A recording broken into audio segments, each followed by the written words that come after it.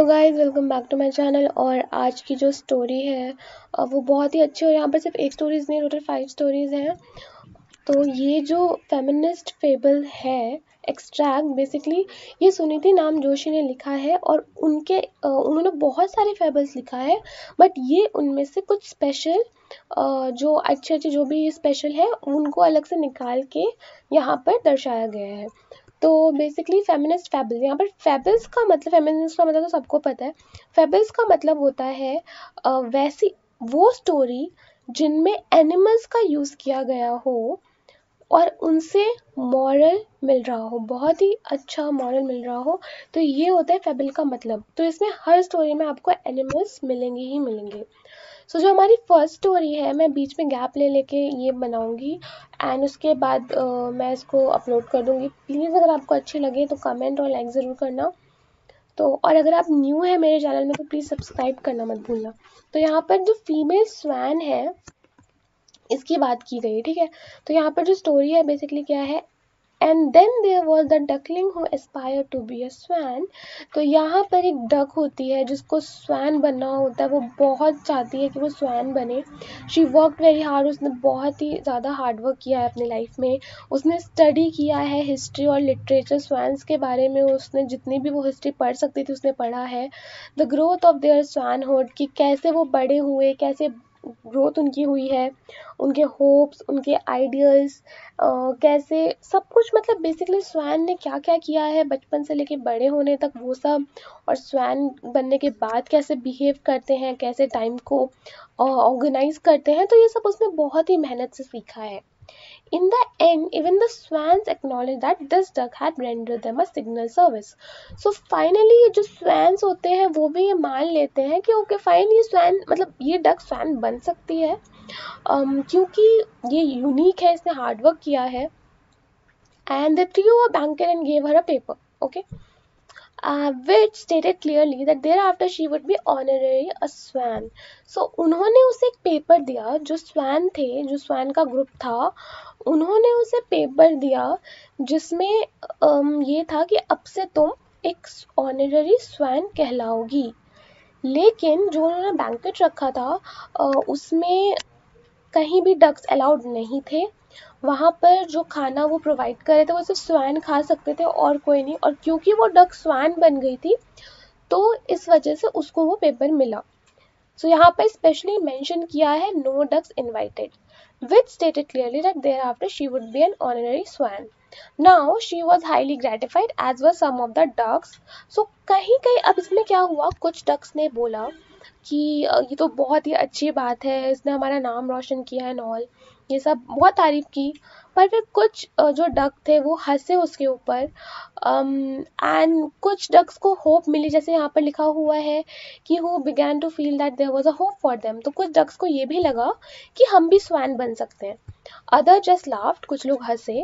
A duck is a duck, उन्होंने ये बोला कि जो डक होती है वो डक ही रहती है, चाहे वो कितना भी कुछ कर ले वो स्वैन नहीं कहलाएगी। And ought not to aspire to be swan, और वो स्वैन नहीं कहलाएगी, वो डक है तो वो डक ही रहेगी।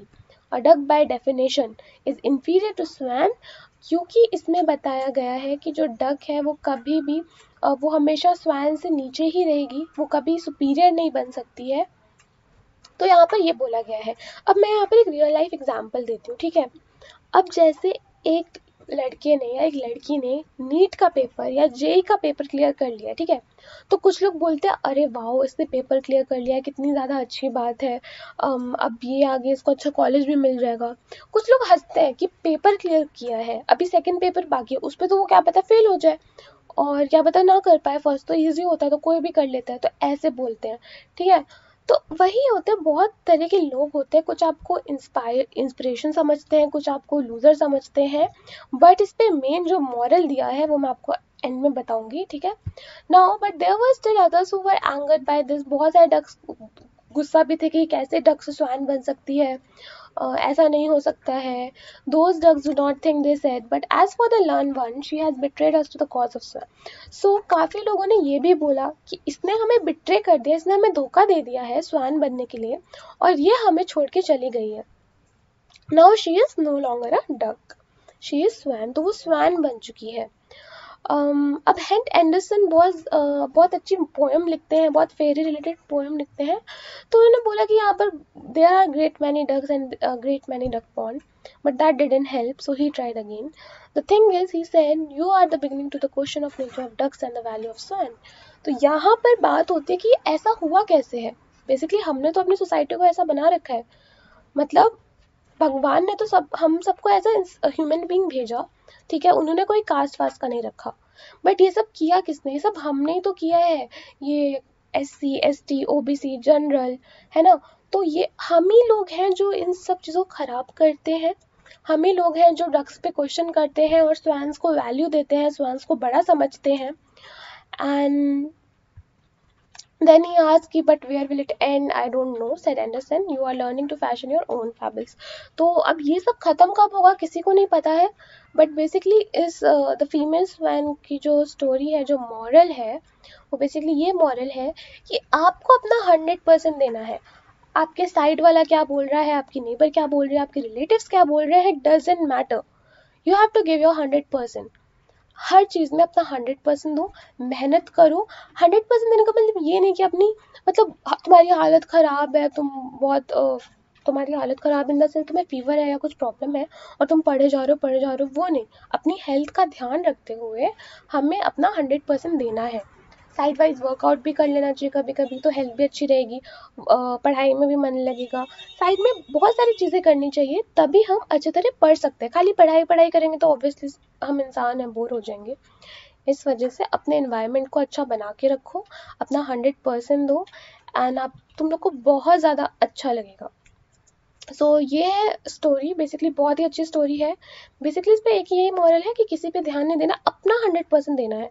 हर वो कोशिश करनी है अपने एम तक पहुंचने के लिए जो तुम कर सकते हो, जितनी नॉलेज तुम ले सकते हो। तो ये थी आज की story. Thank you so much for watching this video. और इसके बाद है bird women, confession of a short person, a room of his own misfit. तो ये सारी स्टोरी मैं एक्सप्लेन करूँगी आने वाली वीडियोस पे, part wise part, like part 1, part 2, part 3। तो अभी मैंने इसको इतना एक्सप्लेन कर दिया है। अच्छी लगे तो प्लीज़ सब्सक्राइब ज़रूर करना।